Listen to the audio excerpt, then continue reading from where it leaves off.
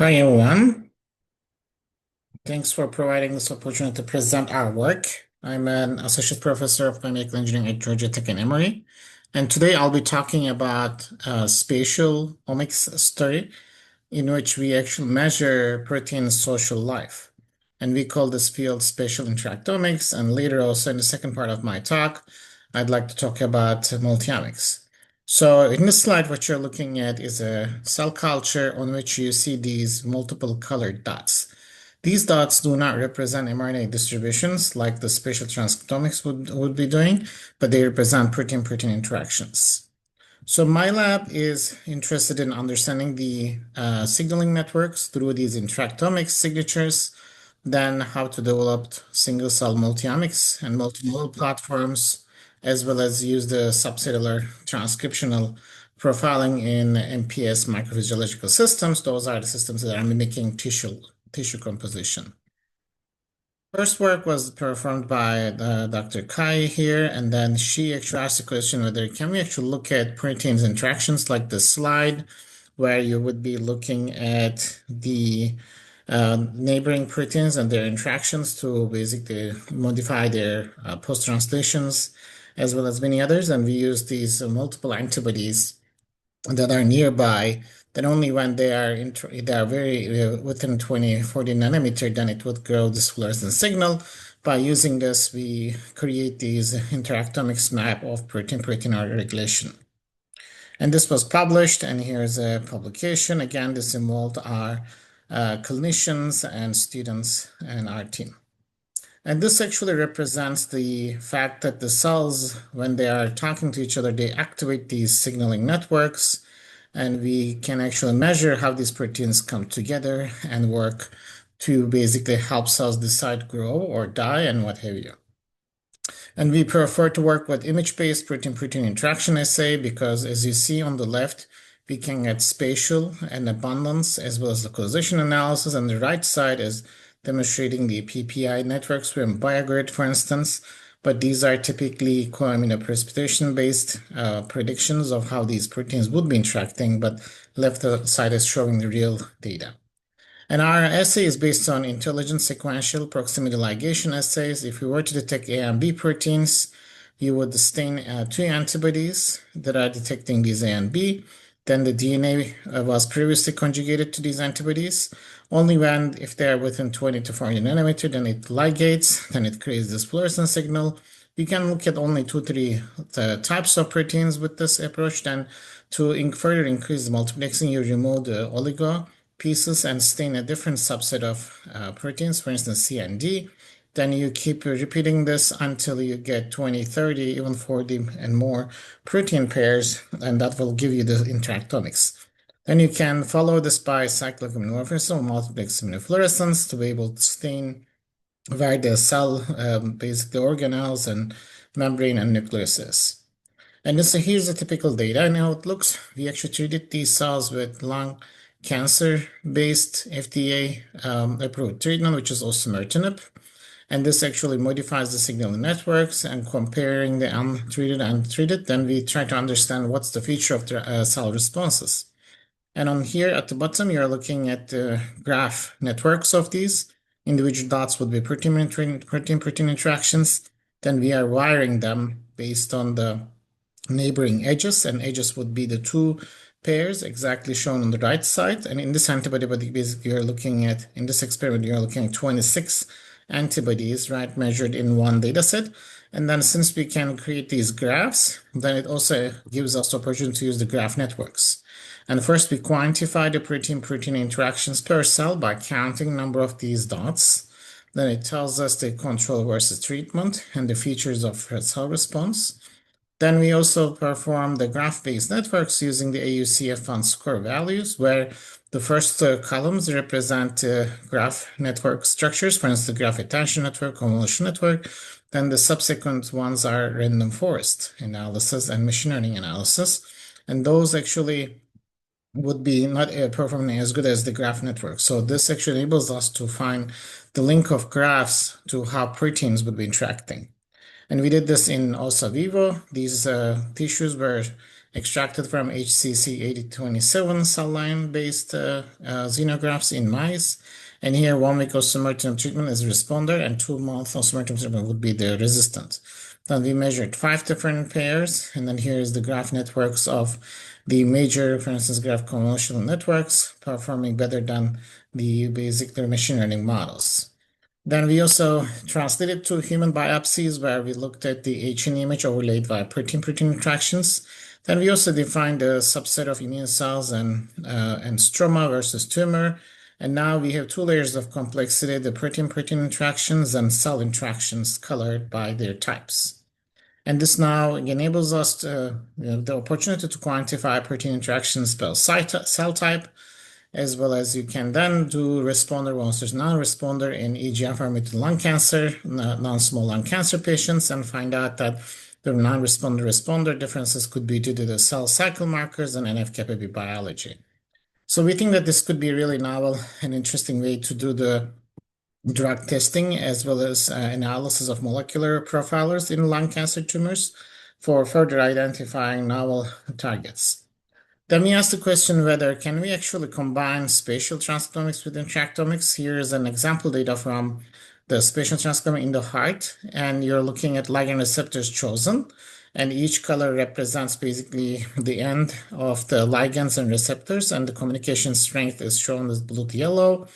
And each pair of 2 subsequent ligand receptors are shown on the right and left. So this represents chemical cell communication, and another 2 pairs of basically the signal.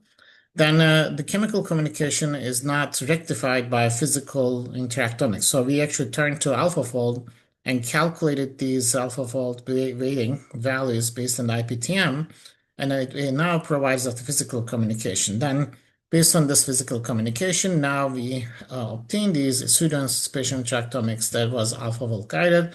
And then based on this, then we can create interpretable ligand receptor pairs across temporal heart development that gives us the major 7 different ligand receptors playing a critical role in physical cell communication. Then we turn to protein interactomics in cell suspensions. This essay is based on Pixelgen, a company where we look at the protein organization using the antibodies and then are sent to sequencing afterwards. Then we obtain these expressions of proteins on the cell surface, and for about 80-something proteins. Then we use graph networks to be able to distinguish their responses. These are T cells that are stimulated and controlled. Then based on this experiment, then we were able to extract those that are short edge features, these protein that are closer, or long edge, these are basically not closer to each other. Based on this, we were then able to distinguish super result protein interactomics based on the edge lengths. And then the stimulation of short versus long was distinguished in a heat map where these basically protein markers across single cells was giving us unique features based on their distances. This is interactomics, and it's now starting and growing as a field. Now I'd like to highlight the spatial multimodal imaging. As you all know, metabolism is key, but in cancer treatments and many others, we are not taking into account single cell features. Also, our lifestyle confounds this basically cancer treatments, and we'd like to actually use metabolic certification for patient diagnostics and therapeutics.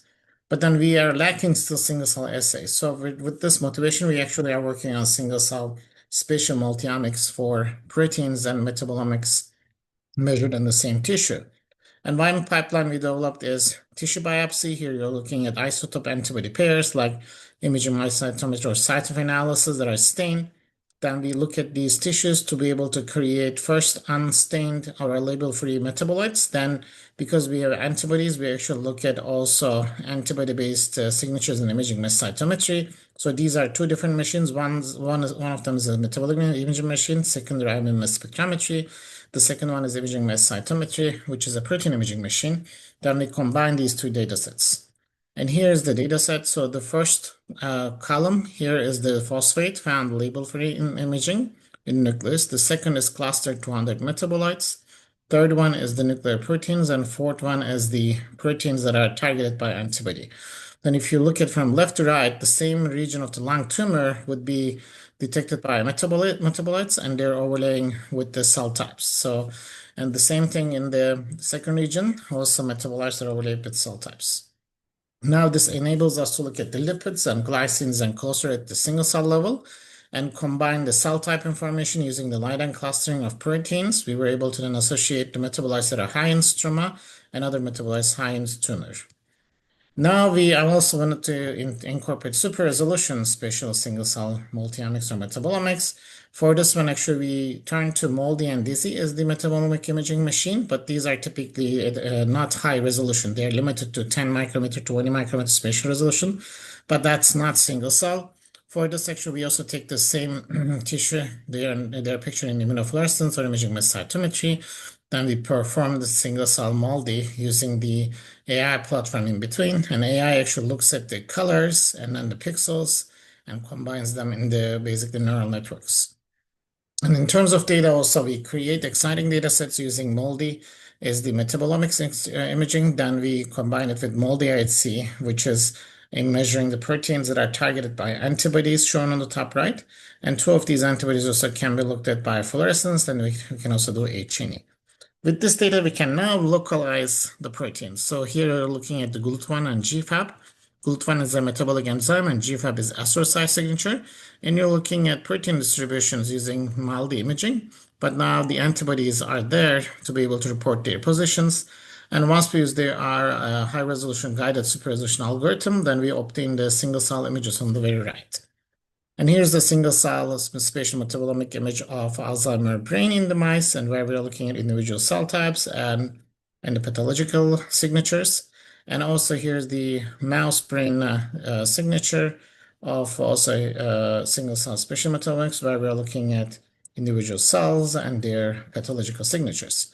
And then we further did neighborhood analysis of cell types and the pathological niches, where we compared the Alzheimer's and wild-type niches of individual microenvironments.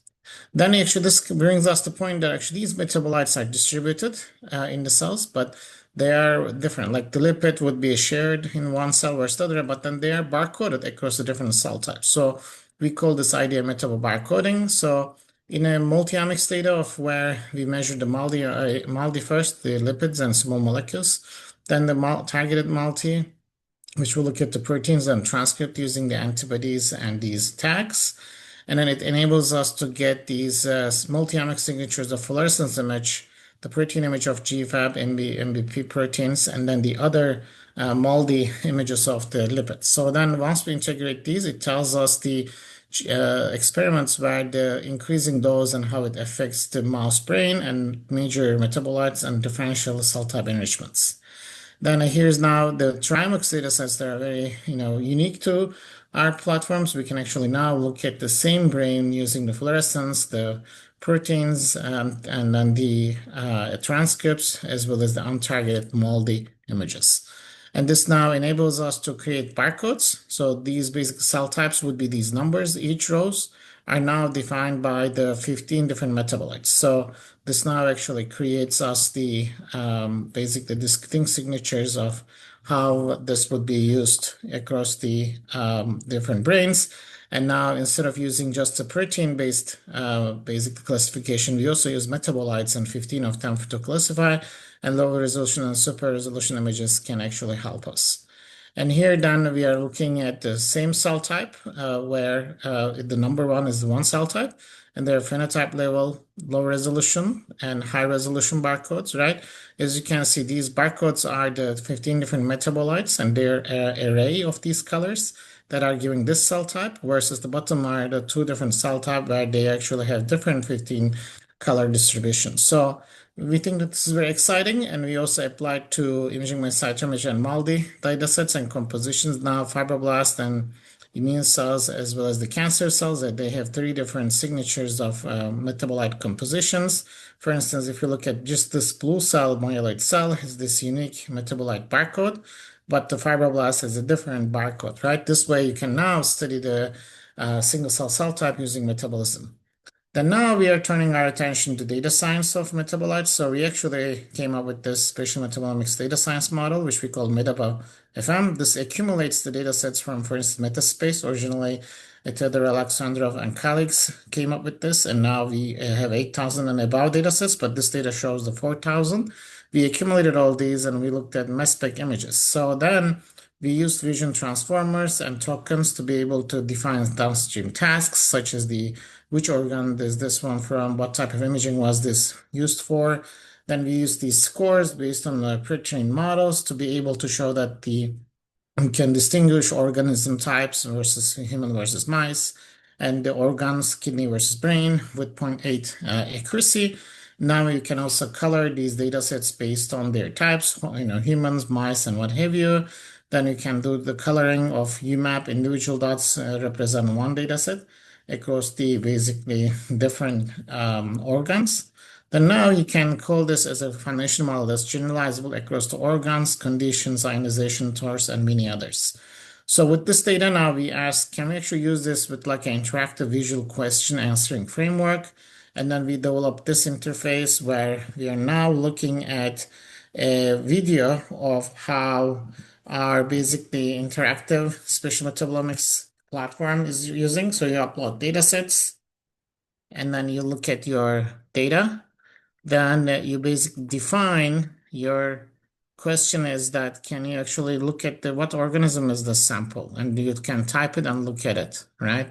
And which organ is the sample from and what analyzer was used, what ionization was used, and it shows it on the very right bottom. So these are all coming from the foundation model. We think that this would be really exciting to combine LLMs with spatial metabolomics datasets. And then the final part, I'd like to highlight how spatial transformers can improve our understanding of cell-cell communication in microphysiological systems such as organ-on-chip and organates. And here's the first platform that we developed, stromal immune communication chip, where we looked at spatial transcriptomic signatures using sequential fish. It provided us how basically these CD4 immune cells are suppressed by looking at the gene expression of stem cells around them. Then we looked at the heart or thromboinflammation or blood clotting on the chip. In collaboration with another lab, we demonstrated that the major roles of the balance between neutrophils and endothelial cells have been resolved by looking at spatial transcriptomics, and this was published earlier last year. Then we also looked at the lung on a chip, that the viral infections and how they've been induced have been characterized using also sequential fish platforms. Then we looked at the lymphoid on a chip, where we demonstrated that the cytokine secretions have been validated by sequential fish on the chip, and where we demonstrated these B cells getting activated by these cytokines in the basic biomaterial-based systems, again, published earlier. Then overall, I hope that I demonstrated today how we have been looking at new fields, for instance, spatial interactomics, and putting together multiple cell type barcode metabolism information. As well, I haven't talked about this as much, but we looked at morphology and proteomics as a biomarker in 3-4 different data sets and models. We also demonstrated that RNA neighborhoods could be named as gene neighbor networks. And finally, I haven't also shown as much results, but we have also used this democratized or a low-cost spatial omics platform that can use Python robots and open-source Python microscopes to be able to get multi-omics signatures, and our lab now gets terabytes of data. And with this, I'd like to thank to the team and hardworking students and researchers in my lab, and I'd like to also gratefully acknowledge the support of funding agencies. And thank you, and happy to take any questions.